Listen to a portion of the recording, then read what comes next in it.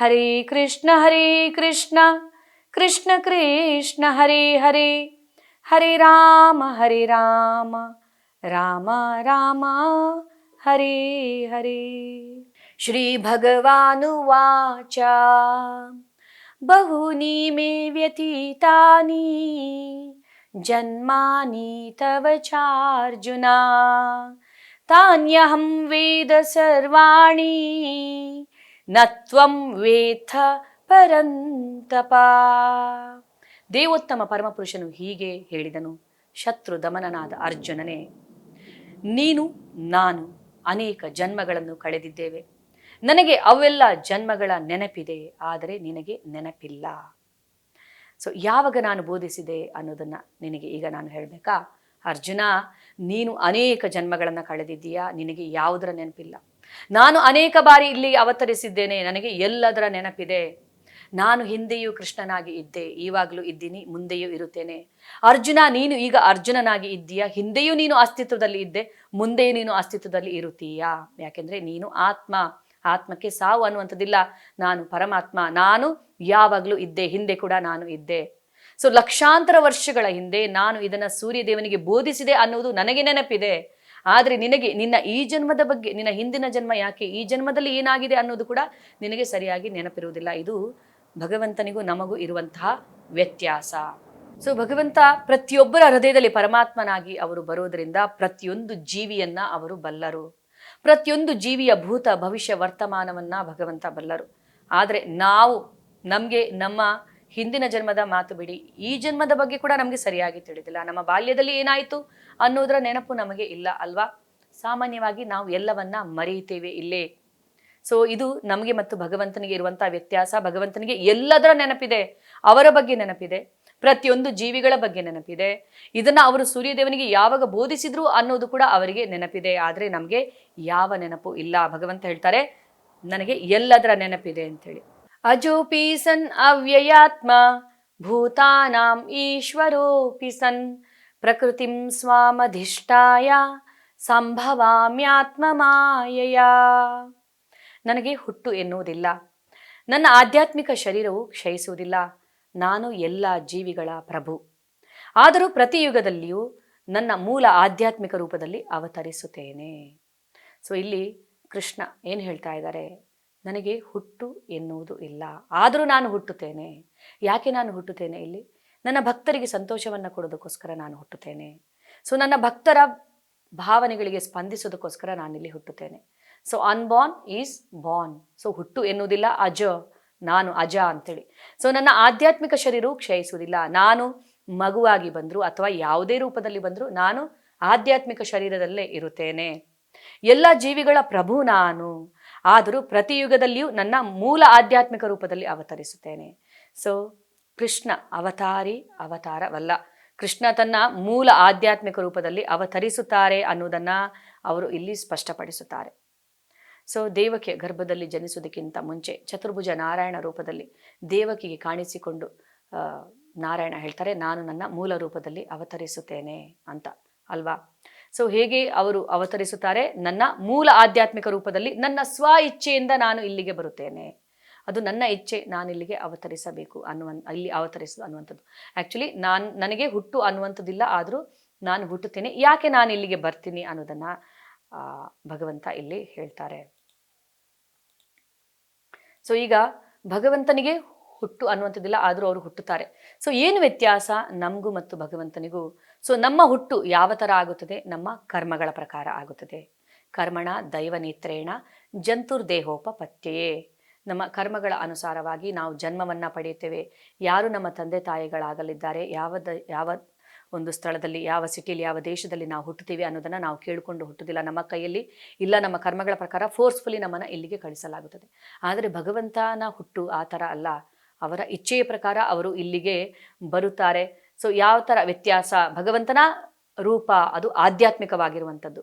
ನಮ್ಮ ರೂಪ ಇದು ನಾವು ತಿಳಿದುಕೊಂಡಿದ್ದೇವೆ ಹೇಗೆ? ಸ್ಥೂಲ ಶರೀರ, ಸೂಕ್ಷ್ಮ ಶರೀರ, ಆತ್ಮ, ಇದು ಮೂರು ಸೇರಿ ನಾವಾಗಿದ್ದೇವೆ.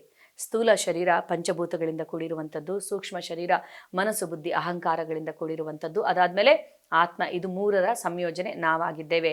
ಆದರೆ ಭಗವಂತನ ದೇಹಕ್ಕೂ ಆತ್ಮಕ್ಕೂ ಯಾವ ವ್ಯತ್ಯಾಸವಿಲ್ಲ.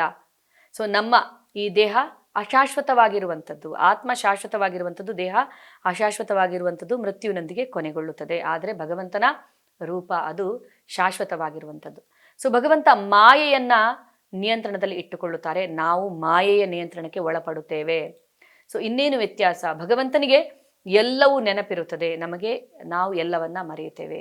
ಭಗವಂತ ಹೇಳ್ತಾರೆ, ಅರ್ಜುನ ನೀನು ಅನೇಕ ಜನ್ಮಗಳನ್ನ ಪಡೆದಿದ್ದೀಯಾ, ಅನೇಕ ಜನ್ಮಗಳನ್ನ ಕಳೆದಿದ್ದೀಯಾ, ನನಗೆ ನಿನ್ನ ಬಗ್ಗೆ ನೆನಪಿದೆ, ಎಲ್ಲ ಜೀವಿಗಳ ಬಗ್ಗೆ ನೆನಪಿದೆ, ಪ್ರತಿಯೊಂದು ಜೀವಿಗಳನ್ನ ನಾನು ಬಲ್ಲೆ, ಆದರೆ ನನ್ನನ್ನ ಬಲ್ಲವರು ಯಾರೂ ಇಲ್ಲ. ನನಗೆ ಎಲ್ಲದರ ನೆನಪಿದೆ, ನಾನು ಸೂರ್ಯದೇವನಿಗೆ ಇದನ್ನು ಯಾವಾಗ ಬೋಧಿಸಿದೆ ಅನ್ನೋದು ಕೂಡ ನೆನಪಿದೆ. ಯಾಕೆಂದರೆ ನಾನು ಎಲ್ಲ ಜೀವಿಗಳನ್ನು ಬಲ್ಲೆ, ಪ್ರತಿಯೊಂದು ಜೀವಿಯ ಹೃದಯದಲ್ಲಿ ಪರಮಾತ್ಮನಾಗಿ ನಾನು ಇರುತ್ತೇನೆ. ಆದರೆ ನಾವು ಜೀವಿಗಳು ಎಲ್ಲವನ್ನ ಮರೆಯುತ್ತೀವಿ. ಈ ಐಹಿಕ ಪ್ರಕೃತಿಯ ಗುಣಗಳ ಪ್ರಭಾವಕ್ಕೆ ಒಳಗಾಗಿ ನಾವು ಎಲ್ಲವನ್ನ ಮರೆಯುತ್ತೀವಿ. ಕೊನೆಗೆ ನಾವು ಯಾರು ಅನ್ನೋದನ್ನ ನಾವು ಮರೆಯುತ್ತೇವೆ. ನಾವು ಆತ್ಮ ಪರಮಾತ್ಮನ ಅಂಶ ಅನ್ನೋದನ್ನ ನಾವು ಮರೆಯುತ್ತೇವೆ. ಅದಾದಮೇಲೆ ನಾವು ಪರಮಾತ್ಮನನ್ನು ಕೂಡ ನಾವು ಮರೆಯುತ್ತೇವೆ. ಜೀವಿಗಳ ಸಹಜ ಸ್ವಭಾವ ಇದು. ಭಗವಂತ ತನ್ನ ದೇಹವನ್ನು ಬದಲಾಯಿಸುವುದಿಲ್ಲ. ನಮ್ಮ ದೇಹ ಬಾಲ್ಯದಿಂದ ಯೌವನಕ್ಕೆ, ಯೌವನದಿಂದ ಮುಪ್ಪಿಗೆ, ಮತ್ತೆ ಸಾವಿನ ನಂತರ, ಅಂದರೆ ಹೀಗೆ ದೇಹ ಬದಲಾವಣೆಯನ್ನು ಕಾಣ್ತಾ ಇರುತ್ತೆ. ಆದರೆ ಭಗವಂತ ದೇಹವನ್ನು ಬದಲಾಯಿಸುವುದಿಲ್ಲ. ಭಗವಂತ ಇಲ್ಲಿಗೆ ಬರುವಾಗ ತಮ್ಮ ಸ್ವ ಇಚ್ಛೆಯ ಪ್ರಕಾರ ಬರುತ್ತಾರೆ, ನಾವು ಕರ್ಮಗಳ ಪ್ರಕಾರ ಬರುತ್ತೇವೆ.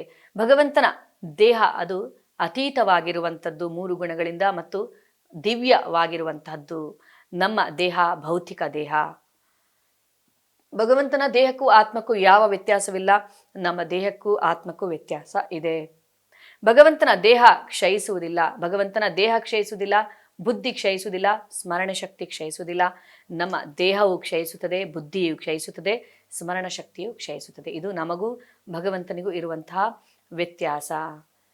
ಯಾವಾಗ ಬರ್ತಾರೆ ಭಗವಂತ ಈ ಪೃಥ್ವಿಯ ಮೇಲೆ?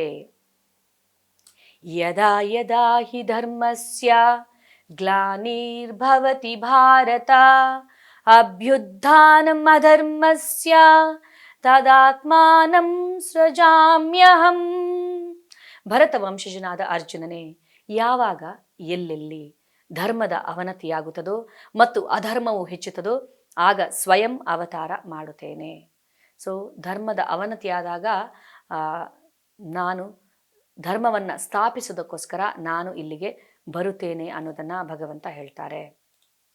ಯಾಕೆ ಬರ್ತಾರೆ ಭಗವಂತ ಈ ಪೃಥ್ವಿಯ ಮೇಲೆ? ಪರಿತ್ರಾಣಾಯ ಸಾಧೂನಾಂ ವಿನಾಶಾಯ ಚ ದುಷ್ಕೃತಾಂ ಧರ್ಮ ಸಂಸ್ಥಾಪನಾರ್ಥಾಯ ಸಂಭವಾಮಿ ಯುಗೇ ಯುಗೇ. ಸಜ್ಜನರನ್ನು ರಕ್ಷಿಸುವುದಕ್ಕಾಗಿಯೂ ದುಷ್ಟರನ್ನು ನಾಶ ಮಾಡುವುದಕ್ಕಾಗಿಯೂ ಧರ್ಮದ ತತ್ವಗಳನ್ನು ಮತ್ತೆ ಸ್ಥಾಪಿಸುವುದಕ್ಕಾಗಿಯೂ ನಾನು ಪ್ರತಿ ಯುಗದಲ್ಲಿಯೂ ಅವತರಿಸುತ್ತೇನೆ. ಸೊ ಇಲ್ಲಿ ಭಗವಂತ ಅವತರಿಸುವಂತಹ ಮುಖ್ಯ ಉದ್ದೇಶ ಏನು? ಪರಿತ್ರಾಣಾಯ ಸಾಧೂನಾಂ, ಭಕ್ತರ ರಕ್ಷಣೆ, ಭಕ್ತರಿಗೆ ಸಂತೋಷವನ್ನು ಕೊಡೋದಕ್ಕೋಸ್ಕರ ನಾನು ಇಲ್ಲಿ ಅವತರಿಸುತ್ತೇನೆ. ಸೊ ಭಕ್ತರ ಭಾವನೆಗಳಿಗೆ ಸ್ಪಂದಿಸೋದಕ್ಕೋಸ್ಕರ ನಾನು ಅವತರಿಸುತ್ತೇನೆ ಅಂತ ಭಗವಂತ ಹೇಳ್ತಾರೆ. ಇದು ನಾನು ಇಲ್ಲಿಗೆ ಬರುವಂತಹ ಮುಖ್ಯ ಉದ್ದೇಶ. ಸೊ ಕೃಷ್ಣನಾಗಿ ಅವತರಿಸಿದಾಗ ಭಗವಂತ ಅವರು ತಮ್ಮ ಮೂಲ ರೂಪದಲ್ಲಿ ಅವತರಿಸಿದಾಗ ತನ್ನ ಭಕ್ತರ ಭಾವನೆಗಳಿಗೆ ಸ್ಪಂದಿಸಿದರು. ಯಾವ ಯಾವ ಭಾವದಲ್ಲಿ ಭಗವಂತನ ಭಕ್ತಿಯನ್ನ ಮಾಡಿದ್ರು ಅದೇ ಭಾವದಲ್ಲಿ ಸ್ಪಂದಿಸಿದ್ರು ಭಗವಂತ. ಪುತ್ರನಾಗಿ, ಪತಿಯಾಗಿ, ಸಖನಾಗಿ, ಪ್ರೇಮಿಯಾಗಿ, ಪ್ರಭುವಾಗಿ ಎಲ್ಲ ರೀತಿಯಲ್ಲಿ ಸ್ಪಂದಿಸಿದ್ದು ಕೃಷ್ಣ ಮೂಲ ರೂಪದಲ್ಲಿ ಅವತರಿಸಿದಾಗ. ಶ್ರೀರಾಮಚಂದ್ರನಾಗಿ ಅವರು ತ್ರೇತಾಯುಗದಲ್ಲಿ ಬಂದಾಗ, ಸೊ ವನವಾಸದಲ್ಲಿದ್ದಾಗ ಮಾತೆ ಸೀತೆ ಶ್ರೀರಾಮಚಂದ್ರನಿಗೆ ಉಣಬಡಿಸ್ತಾ ಇದ್ದಂತಹ ದೃಶ್ಯವನ್ನು ನೋಡಿರುವಂಥ ಎಷ್ಟೋ ಜನ ಋಷಿಮುನಿಗಳು ತಮ್ಮ ಇಚ್ಛೆಯನ್ನು ವ್ಯಕ್ತಪಡಿಸಿದಂತೆ ನಾವು ಕೂಡ ನಿಮ್ಮನ್ನು ಮಾಧುರ್ಯ ಭಾವದಲ್ಲಿ ನಿಮ್ಮ ಸೇವೆಯನ್ನು ಮಾಡಬೇಕು ಅಂತೇಳಿ ಶ್ರೀರಾಮಚಂದ್ರನ ಹತ್ರ. ಆಗ ಶ್ರೀರಾಮಚಂದ್ರ ಹೇಳಿದ್ರಂತೆ, ಈ ನನ್ನ ಅವತಾರದಲ್ಲಿ ನಾನು ಮರ್ಯಾದ ಪುರುಷೋತ್ತಮ ಏಕಪತ್ನಿ ವ್ರತಸ್ಥ, ಈ ನನ್ನ ಅವತಾರದಲ್ಲಿ ನಾನು ಕೇವಲ ದಾಸ್ಯ ಭಾವದಲ್ಲಿ ಮಾತ್ರ ನಾನು ಸ್ಪಂದಿಸುತ್ತೇನೆ. ಸಾಖ್ಯ, ಮಾಧುರ್ಯ, ವಾತ್ಸಲ್ಯ ಎಲ್ಲ ಭಾವದಲ್ಲಿ ನಾನು ಸ್ಪಂದಿಸುತ್ತೇನೆ. ನಾನು ನನ್ನ ಮೂಲ ರೂಪದಲ್ಲಿ ಅವತರಿಸಿದಾಗ, ಕೃಷ್ಣನಾಗಿ ನಾನು ಅವತರಿಸಿದಾಗ, ಸೊ ನೀವೆಲ್ಲರೂ ಗೋಪಿಯರಾಗಿ ಬನ್ನಿ, ನಿಮ್ಮ ಈ ಅಂದರೆ ಭಕ್ತಿಗೆ ಮಾಧುರ್ಯ ರೂಪದಲ್ಲಿ ನಾನು ಸ್ಪಂದಿಸುತ್ತೇನೆ, ನೀವೆಲ್ಲ ಗೋಪಿಯರಾಗಿ ಬಂದಾಗ ಅಂತೇಳಿ. ಸೊ ಹೀಗೆ ಎಷ್ಟೋ ಋಷಿಮುನಿಗಳು, ಎಷ್ಟೋ ಜನ್ಮಗಳ ತಪಸ್ಸಿನ ಫಲ ಋಷಿಮುನಿಗಳು ಗೋಪಿಯರಾಗಿ ಬಂದರು ವೃಂದಾವನದಲ್ಲಿ. ಕೃಷ್ಣ ಅವರ ಜೊತೆ ಮಾಧುರ್ಯ ಭಾವದಲ್ಲಿ ಸ್ಪಂದಿಸಿದರು. ಸೊ ಕೃಷ್ಣನಿಗೆ ಗೋಪಿಯರಿಂದ ಏನೂ ಆಗಬೇಕಾದದ್ದಿಲ್ಲ. ಸಾವಿರಾರು ಗೋಪಿಯರ ಜೊತೆ ಕೃಷ್ಣ ಯಾಕೆ ರಾಸ ನೃತ್ಯವನ್ನ ಮಾಡಿದ್ರು ಅಂತ ಜನರು ಕೇಳ್ತಾರೆ. ಆದರೆ ಇದು ಭಗವಂತ ತನ್ನ ಭಕ್ತರ ಜೊತೆ ಸ್ಪಂದಿಸುವಂತ ರೀತಿ, ಇದು ಗೋಪಿಯರ ಇಚ್ಛೆ. ಆ ಗೋಪಿಯರೆಲ್ಲ ಎಷ್ಟೋ ವರ್ಷಗಳಿಂದ, ಎಷ್ಟೋ ಜನ್ಮಗಳ ತಪಸ್ಸಿನ ಫಲದಿಂದ ಅವರು ಗೋಪಿಯಾಗಿ ಹುಟ್ಟಿದ್ದಾರೆ, ಕೃಷ್ಣನ ಜೊತೆ ಮಾಧುರ್ಯ ಭಾವದಲ್ಲಿ ಸ್ಪಂದಿಸುವುದಕ್ಕೋಸ್ಕರ. ಇನ್ನು 16,000 ನಾರಿಯರನ್ನ ಕೃಷ್ಣ ಯಾಕೆ ವರಿಸಿದ್ರು, ವಿವಾಹವಾದ್ರು ಅಂತ ಜನರು ಕೇಳ್ತಾರೆ. ಈ 16,000 ನಾರಿಯರು ಕೂಡ ಅಷ್ಟೇ, ಕೃಷ್ಣನನ್ನ ಪತಿಯನ್ನಾಗಿ ಪಡೆಯುವುದಕ್ಕೋಸ್ಕರ ಎಷ್ಟೋ ಜನ್ಮಗಳ ತಪಸ್ಸನ್ನ ಮಾಡಿದವರು. ನರಕಾಸುರನ ಒಂದು ವಶದಲ್ಲಿ ಇದ್ದಂಥ 16,000 ನಾರಿಯರು, ಭೌಮಾಸುರನ ವಶದಲ್ಲಿ ಇದ್ದಂಥ ನಾರಿಯರನ್ನ ಕೃಷ್ಣ ಅವರನ್ನ ಸೆರೆಯಿಂದ ಬಿಡಿಸಿದಾಗ, ಹೇಗೆ ಅವರು ಅಂದರೆ ಭೌಮಾಸುರನನ್ನ ಕೊಂದಾಗ ಅವರನ್ನೆಲ್ಲ ಸೆರೆಯಿಂದ ಬಿಡಿಸಿದಾಗ ಆ 16,000 ನಾರಿಯರು ಹೇಳಿದರು, ಸೊ ಸಮಾಜ ನಮ್ಮನ್ನು ಸ್ವೀಕರಿಸುವುದಿಲ್ಲ, ನಾವು ಈ ದುರುಳನ ವಶದಲ್ಲಿ ಇದ್ದು ಇಷ್ಟು ದಿವಸ, ಆದ್ದರಿಂದ ಕೃಷ್ಣ ನೀನು ನಮ್ಮನ್ನು ಸ್ವೀಕರಿಸಲಿಲ್ಲ ಅಂದರೆ ದೇಹ ತ್ಯಾಗ ಮಾಡೋದೊಂದೇ ನಮಗೆ ಗತಿ ಅಂತ. ಸೊ ಇವರಿಗೆಲ್ಲ ಬಾಳು ಕೊಡೋದಕ್ಕೋಸ್ಕರ ಕೃಷ್ಣ ಅವರನ್ನ ವಿವಾಹವಾದರೂ ಹೊರತು ಕೃಷ್ಣನಿಗೆ ಅವರಿಂದ ಏನೂ ಆಗಬೇಕಾದದ್ದಿಲ್ಲ. ಕೃಷ್ಣ ಆತ್ಮಾರಾಮ, ಸಂತೋಷ ಅನ್ನುವಂಥದ್ದು ಅವರಲ್ಲೇ ಇದೆ. ಸೊ ಬೇರೆಯವರಿಗೆ ಸಂತೋಷವನ್ನ ಕೊಡೋದಕ್ಕೋಸ್ಕರ, ಬೇರೆಯವರಿಗೆ ಬಾಳನ್ನ ಕೊಡೋದಕ್ಕೋಸ್ಕರ, ಅವರ ಭಕ್ತಿಗೆ ಸ್ಪಂದಿಸೋದಕ್ಕೋಸ್ಕರ ಕೃಷ್ಣ ಅವರನ್ನ ವರಿಸಿದ್ರು. 16,000 ನಾರಿಯರನ್ನ ವರಿಸಿರುವಂಥ ಕೃಷ್ಣ 16,000 ನಾರಿಯರೊಂದಿಗೆ 16,000 ನಾರಿಯರಿಗೆ ಅರಮನೆಯನ್ನ ಕಟ್ಟಿಸಿಕೊಟ್ಟು 16,000 ಕೃಷ್ಣನಾಗಿ ತನ್ನನ್ನು ತಾನು ವಿಸ್ತರಿಸಿಕೊಂಡು ಏಕಕಾಲದಲ್ಲಿ ಅವರ ಜೊತೆ ಇದ್ದರಂತೆ. ಹೇಳಿ ದೇವೋತ್ತಮ ಪರಮಪುರುಷನಿಗೆ ಬಿಟ್ಟು ಸಾಮಾನ್ಯ ಮನುಷ್ಯನಿಗೆ ಇದನ್ನ ಮಾಡೋದಕ್ಕೆ ಸಾಧ್ಯವಾಗುತ್ತಾ? ಆದರೆ ಜನರು ಕೃಷ್ಣನ ಲೀಲೆಗಳನ್ನ ತಪ್ಪಾಗಿ ಅರ್ಥ ಮಾಡ್ಕೊಳ್ತಾರೆ. ಸೊ ಇಲ್ಲಿ ಭಕ್ತರ ಭಕ್ತಿಗೆ ಸ್ಪಂದಿಸುವುದು ಭಗವಂತನ ಉದ್ದೇಶ ಹೊರತು ಅವರ ಯಾವುದೇ ಉದ್ದೇಶ ಇಲ್ಲಿ ಇರಲಿಲ್ಲ. ಕೃಷ್ಣ ಇಲ್ಲಿ ಅವತರಿಸಿದ್ದೇ ಭಕ್ತರ ಭಾವನೆಗಳಿಗೆ ಸ್ಪಂದಿಸೋದಕ್ಕೆ, ಎಲ್ಲಾ ರೀತಿಯ ಭಾವಗಳಿಗೆ ಅವರು ಸ್ಪಂದಿಸಿದ್ರು. ಇನ್ನು ಮಾತೆ ಯಶೋದೆ, ನಂದ ಮಹಾರಾಜ, ವಸುದೇವ ದೇವಕಿ. ಸೊ ವಸುದೇವ ದೇವಕಿಯರು ಕೃಷ್ಣನನ್ನ ಪುತ್ರನನ್ನಾಗಿ ಪಡೆಯೋದಕ್ಕೆ ಎಷ್ಟೋ ಜನ್ಮಗಳ ತಪಸ್ಸನ್ನ ಮಾಡಿದ್ರು. ಕೃಷ್ಣ ಅವರ ಭಕ್ತಿಗೆ ಸ್ಪಂದಿಸಿದ್ರು, ಪುತ್ರನಾಗಿ ಅವರು ಜನಿಸಿದ್ರು.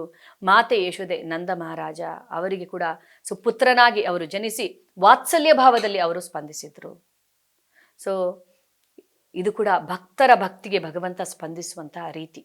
ಪುತ್ರನಾಗಿ ಆದರೂ ಬರುತ್ತೇನೆ, ಪತಿಯಾಗಿ ಆದರೂ ನಾನು ಬರುತ್ತೇನೆ, ಪ್ರೇಮಿಯಾಗಿ ಬರುತ್ತೇನೆ, ಅಥವಾ ಸಖನಾಗಿ ಬರುತ್ತೇನೆ, ಪ್ರಭುವಾಗಿ ಬರುತ್ತೇನೆ, ಹೇಗಾದರೂ ನಾನು ಬಂದು ನಿಮ್ಮ ಭಕ್ತಿಗೆ ಸ್ಪಂದಿಸುತ್ತೇನೆ. ಯಾಕೆಂದ್ರೆ ನೀವು ಆ ಭಾವದಲ್ಲಿ ನನ್ನ ಸೇವೆಯನ್ನ ಮಾಡಬೇಕಂತ ಇಚ್ಛಿಸಿದಿರಿ. ನಿಮ್ಮ ಇಚ್ಛೆಗೆ ನಾನು ಸ್ಪಂದಿಸುವಂತಹ ಭಕ್ತವತ್ಸಲ ಭಗವಂತನ ರೀತಿ ಇದು.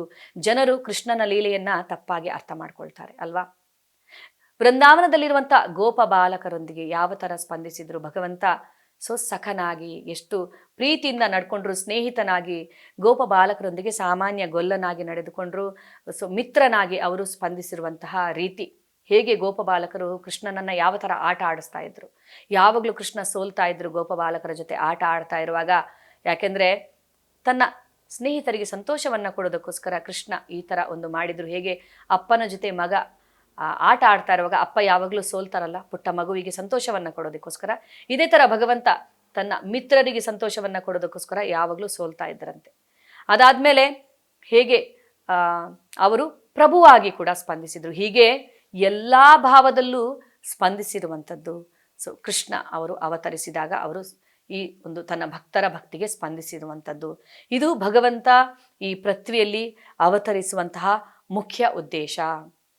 ಮಾಧುರ್ಯ ಭಾವದಲ್ಲಿ ಗೋಪಿಯರ ಜೊತೆ, ವಾತ್ಸಲ್ಯ ಭಾವದಲ್ಲಿ ಮಾತೆ ಯಶೋದೆ ನಂದ ಮಹಾರಾಜನ ಜೊತೆ ಮತ್ತು ವಸುದೇವ ದೇವಕಿಯ ಜೊತೆ, ಸಾಖ್ಯ ಭಾವದಲ್ಲಿ ಗೋಪ ಬಾಲರ ಜೊತೆ, ಅರ್ಜುನನ ಜೊತೆ, ಅದಾದ್ಮೇಲೆ ಹಲವಾರು ಭಕ್ತರಿಗೆ ಪರಮ ಪ್ರಭುವಾಗಿ, ಹೀಗೆ ಎಲ್ಲಾ ಭಾವಗಳಲ್ಲೂ ಭಗವಂತ ಸ್ಪಂದಿಸಿದ್ರು ಅವರು ಭಗವಂತನಾಗಿ ಬಂದಾಗ. ಆದರೆ ಜನರು ಇದನ್ನ ತಪ್ಪಾಗಿ ಅರ್ಥ ಮಾಡ್ಕೊಳ್ತಾರೆ. ಭಗವಂತ ಈ ಪೃಥ್ವಿಯಲ್ಲಿ ಅವತರಿಸುವ ಉದ್ದೇಶವೇ ಭಕ್ತರ ಭಕ್ತಿಗೆ ಸ್ಪಂದಿಸೋದಕ್ಕೋಸ್ಕರ, ಮೊದಲ ಕಾರಣ. ಎರಡನೇ ಕಾರಣ ವಿನಾಶಾಯ ಚ ದುಷ್ಕೃತಾಂ. ಸೊ ದುಷ್ಟರನ್ನ ಶಿಕ್ಷಿಸೋದಕ್ಕಾಗಿಯೂ. ಸೊ ಯಾರೆಲ್ಲ ತೊಂದರೆ ಕೊಡ್ತಾರೋ ಸಜ್ಜನರಿಗೆ ಅಂಥವರನ್ನ ಶಿಕ್ಷಿಸೋದಕ್ಕಾಗಿ ನಾನು ಬರುತ್ತೇನೆ. ಮತ್ತು ಧರ್ಮ ಸಂಸ್ಥಾಪನಾರ್ಥಾಯ, ಧರ್ಮದ ಸ್ಥಾಪನೆಗೋಸ್ಕರ ನಾನು ಇಲ್ಲಿ ಅವತರಿಸುತ್ತೇನೆ ಅನ್ನೋದನ್ನ ಇಲ್ಲಿ ಭಗವಂತ ಹೇಳ್ತಾರೆ. ಈಗ ಭಗವಂತನ ಜನ್ಮ ಮತ್ತು ಕರ್ಮಗಳ ಬಗ್ಗೆ ತಿಳಿಯೋದ್ರಿಂದ ಆಗುವ ಲಾಭವೇನು?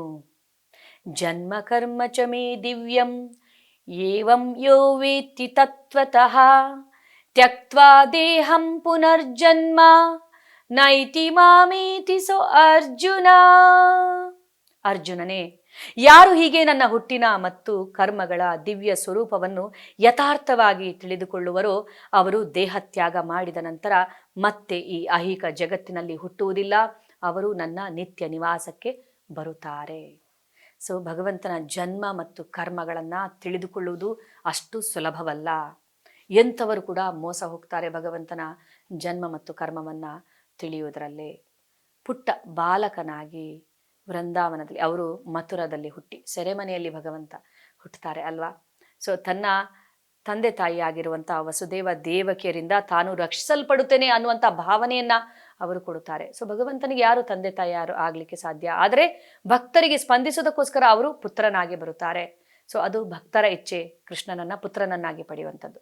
ಸೊ ಅಲ್ಲಿಂದ ಅವರು ವೃಂದಾವನಕ್ಕೆ ಅವರನ್ನ ಸ್ಥಳಾಂತರಿಸಲಾಗುತ್ತದೆ, ಅವರನ್ನ ರಕ್ಷಿಸೋದಕ್ಕೋಸ್ಕರ, ಕಂಸನಿಂದ ಅಂತೇಳಿ. ಸೊ ಭಗವಂತನಿಗೆ ಯಾರ ರಕ್ಷಣೆ ಅವಶ್ಯಕತೆ ಇದೆ? ಆದ್ರೂ ಕೂಡ ತನ್ನ ಭಕ್ತರಿಂದ ತಾನು ರಕ್ಷಿಸಲ್ಪಡುತ್ತೇನೆ. ಸೊ ಭಕ್ತರಿಗೆ ಈ ಭಾವವನ್ನ ಭಗವಂತ ಕೊಡುವುದಕ್ಕೆ ಅವರಿಗೆ ತುಂಬಾ ಇಷ್ಟ ಅಂತೆ. ಸೊ ಇದನ್ನ ಅವರು ಇಚ್ಛಿಸುತ್ತಾರೆ. ಅದಾದ್ಮೇಲೆ ವೃಂದಾವನಕ್ಕೆ ಅವರನ್ನ ಸ್ಥಳಾಂತರಿಸಲಾಯಿತು. ಅಲ್ಲಿ ನಂದ ಮಹಾರಾಜ ಮತ್ತು ಯಶೋದೆಯ ಒಂದು ಭಕ್ತಿಗೆ ಅವರು ವಾತ್ಸಲ್ಯ ಭಾವದಲ್ಲಿ ಯಾವ ಥರ ಸ್ಪಂದಿಸಿದ್ರು? ಸಾಮಾನ್ಯ ಬಾಲಕನಾಗಿ ವೃಂದಾವನದ ಗಲ್ಲಿಯಲ್ಲಿ ಬೆಣ್ಣೆಯನ್ನು ಕದ್ದುಕೊಂಡು ಓಡಾಡ್ತಾ ಇದ್ದಂತಹ ಕೃಷ್ಣನ ಈ ಲೀಲೆಯನ್ನು ಅರ್ಥ ಮಾಡಿಕೊಳ್ಳೋದ್ರಲ್ಲಿ ಎಲ್ಲರೂ ಮೋಸ ಹೋಗ್ತಾರೆ. ಅಂತ ಬ್ರಹ್ಮನಿಗೂ ಕಷ್ಟವಾಯಿತಂತೆ ಕೃಷ್ಣನ ಈ ಲೀಲೆಯನ್ನು ಅರ್ಥ ಮಾಡಿಕೊಳ್ಳೋದಕ್ಕೆ. ಬಲರಾಮನಿಗೂ ಅರ್ಥವಾಗಲಿಲ್ಲಂತೆ ದೇವೋತ್ತಮ ಪರಮಪುರುಷ ಯಾಕೆ ಬೆಣ್ಣೆಯನ್ನು ಕದೀತಾರೆ ಅನ್ನುವಂಥದ್ದು. ಸೊ ಕೃಷ್ಣ ಇದು ಭಕ್ತರ ಜೊತೆ ಸ್ಪಂದಿಸ್ತಾ ಇರುವಂಥ ರೀತಿ. ಸೊ ಕೃಷ್ಣ ಯಾರ ಮನೆಯಲ್ಲಿ ಬೆಣ್ಣೆಯನ್ನು ಕದೀಲಿ, ಸೊ ಯಾರಿಗೂ ಅದರಿಂದ ದುಃಖ ಅನ್ನುವಂಥದ್ದು ಇಲ್ಲ, ಅದರಿಂದ ಸಂತೋಷವೇ ಆಗ್ತಾ ಇತ್ತು. ಸೊ ಈ ಥರ ಅವರು ಸುಮ್ಮನೆ ದೂರನ್ನ ಹೇಳೋದಕ್ಕಂದ್ರೆ ಕೃಷ್ಣನನ್ನ ನೋಡೋದಕ್ಕೋಸ್ಕರ ಬರ್ತಾ ಇದ್ರು ಹೊರತು ಇದರಿಂದ ಯಾರಿಗೂ ಅದರಿಂದ ದುಃಖ ಅನ್ನುವಂಥದ್ದು ಆಗ್ತಾ ಇರಲಿಲ್ಲ. ಬೆಣ್ಣೆಯನ್ನು ಕದಿಯೋದ್ರ ಜೊತೆಗೆ ಅವರ ಕಷ್ಟಗಳನ್ನು ಕದೀತಾ ಇದ್ರು, ಅವರ ಪಾಪಗಳನ್ನು ಕದೀತಾ ಇದ್ರು, ಅವರ ಹೃದಯವನ್ನ ಕೂಡ ಕದೀತಾ ಇದ್ರಂತೆ ಭಗವಂತ. ಸೊ ಆದರೆ ಭಗವಂತನ ಈ ಲೀಲೆಯನ್ನ ಅರ್ಥ ಮಾಡ್ಕೊಳ್ಳೋಕೆ ಸಾಧ್ಯ ಇಲ್ಲ. ಭಗವಂತ ಹೇಳ್ತಾರೆ, ಯಥಾರ್ಥವಾಗಿ ಯಾರು ತಿಳಿದುಕೊಳ್ಳುತ್ತಾರೋ ಅವರು ಮಾತ್ರ ನನ್ನ ನಿತ್ಯ ನಿವಾಸಕ್ಕೆ ಬರುತ್ತಾರೆ. ಆದರೆ ತಿಳಿದುಕೊಳ್ಳೋದೇ ಕಷ್ಟ ಅಲ್ವಾ? ಹೇಗೆ ತಿಳಿದುಕೊಳ್ಳುವಂಥದ್ದು ಭಗವಂತನ ಈ ಲೀಲೆಗಳನ್ನ? ಸೊ ಭಗವಂತ ಇಲ್ಲಿ ಬಂದು ಮಾಡುವಂಥ ನಾಟಕವನ್ನ ತಿಳಿದುಕೊಳ್ಳೋದ್ರಲ್ಲಿ ತುಂಬಾ ಜನ ಮೋಸ ಹೋಗ್ತಾರೆ. ಸೊ ಎಂತೆಂಥ ಋಷಿಮುನಿಗಳ ಕೈಗೆ ಸಿಗದೆ ಇರುವಂತಹ ಕೃಷ್ಣ, ಎಷ್ಟೆಷ್ಟು ವರ್ಷಗಳ ತಪಸ್ಸನ್ನ ಮಾಡಿದ್ರು ಕೂಡ ಕೃಷ್ಣನನ್ನ ಪಡೆಯೋದಕ್ಕೆ ಆಗುವುದಿಲ್ಲವಂತೆ. ಅಂತಹ ಕೃಷ್ಣ ಸಾಮಾನ್ಯ ಗೋಪಿ ಆಗಿರುವಂತಹ ಮಾತೆ ಯಶೋದೆಯ ಕೈಯಲ್ಲಿನ ಒಂದು ಹಗ್ಗದಿಂದ, ಅವರು ಪ್ರೀತಿ ಎಂಬ ಹಗ್ಗದಿಂದ ಬಂಧಿತರಾಗುತ್ತಾರೆ. ಸಾಮಾನ್ಯ ಗೋಪಿ, ಸಾಮಾನ್ಯ ಸ್ತ್ರೀ ಮಾತೆ ಯಶೋದೆ. ಸೊ ಏನು ಸುಕೃತವ ಮಾಡಿದಳು ಮಾತೆ ಯಶೋದೆ? ಜಗದೋದ್ಧಾರಕನನ್ನ ಮಗನೆಂದು ಆಡಿಸಿದಳು ಯಶೋದೆ, ಜಗದೋದ್ಧಾರಕನ ತನ್ನ ಮಗನೆಂದು ತಿಳಿಯುತ್ತಾ ಅಂತೇಳಿ. ಸೊ ಇದು ಭಗವಂತ ತನ್ನ ಭಕ್ತರ ಜೊತೆ ಸ್ಪಂದಿಸ್ತಾ ಇರುವಂತಹ ರೀತಿ. ಸೊ ಹೇಗೆ ಅಂದರೆ, ಈಗ ದಾಮೋದರ ಲೀಲೆ ಅಂತೇಳಿ ಒಂದು ಲೀಲೆ, ಸುಂದರವಾದಂತಹ ಲೀಲೆಯಲ್ಲಿ ಯಾವ ಥರ ಇದು ಎಷ್ಟೊಂದು ಸುಮಧುರವಾದಂತಹ ಲೀಲೆ. ಬೆಣ್ಣೆಯನ್ನು ಕದ್ದು ಓಡಿ ಹೋಗ್ತಾ ಇದ್ದಂಥ ಕೃಷ್ಣ ಬೆಣ್ಣೆಯ ಮಡಕೆಯನ್ನು ಒಡೆದು, ಸೊ ಬೆಣ್ಣೆಯನ್ನು ತಾನು ತಿನ್ನೋದಲ್ಲದೆ ಮಂಗಗಳಿಗೆ ತಿನ್ನಿಸ್ತಾ ಇರುವಂತಹ ದೃಶ್ಯವನ್ನು, ಅಂದರೆ ಅದನ್ನು ನೋಡಿರುವಂಥ ಮಾತೆ ಯಶೋದೆ ಕೃಷ್ಣನಿಗೆ ಬುದ್ಧಿ ಕಲಿಸಬೇಕು ಅಂತೇಳಿ ಅವಳು ಕೃಷ್ಣನನ್ನು ಹುಡುಕ್ತಾ ಹೋಗ್ತಾಳೆ. ಸೊ ಅಲ್ಲೇ ಇರುವಂಥ ಕೋಲನ್ನು ಕೈಗೆತ್ತಿಕೊಳ್ಳುತ್ತಾಳೆ. ಕೃಷ್ಣನನ್ನು ಹೊಡೆಯುವಂಥ ಒಂದು ಇಚ್ಛೆ ಇರುವುದಿಲ್ಲ, ಆದರೂ ಹೆದರಿಸ್ಬೇಕನ್ನುವಂಥ ಇಚ್ಛೆ, ಪಾಠ ಕಲಿಸಬೇಕು ಅನ್ನುವಂಥ ಇಚ್ಛೆ, ದೇವೋತ್ತಮ ಪರಮಪುರುಷನಿಗೆ ಪಾಠ ಕಲಿಸುವಂಥ ಇಚ್ಛೆ ಮಾತೆ ಯಶೋದೆಗೆ. ಸೊ ಹೇಗೆ ಕೃಷ್ಣ ತನ್ನ ತಾಯಿಯ ಕೈಯಲ್ಲಿನ ಕೋಲನ್ನು ನೋಡಿ ಹೆದರಿದವರಂತೆ ನಟಿಸಿ ಓಡಿ ಹೋಗುವಂಥದ್ದು. ಸೊ ಹೆದರಿದವರಂತೆ ನಟಿಸುವುದಲ್ಲ, ಹೆದರಿನೇ ಓಡಿ ಹೋಗುವಂಥದ್ದು. ಯಾಕಂದರೆ ಇಲ್ಲಿ ಕೃಷ್ಣ ಲೀಲೆಯನ್ನ ಮಾಡ್ತಾ ಇರುವಂಥದ್ದು ಯಾವ ಥರ? ಪುತ್ರನಾಗಿ. ಕಂಪ್ಲೀಟ್ ಇದರಲ್ಲಿ ಇನ್ವಾಲ್ವ್ಮೆಂಟ್ ಇದೆ ಕೃಷ್ಣನದು. ಈಗ ನಾನು ಮಾತೆ ಯಶೋದೆಯ ಪುತ್ರ, ನಾನು ದೇವೋತ್ತಮ ಪರಮಪುರುಷ ಅನ್ನೋದನ್ನ ನಾನು ಮರೆಯಬೇಕು ಅಂತೇಳಿ ಕೃಷ್ಣನಿಗೆ.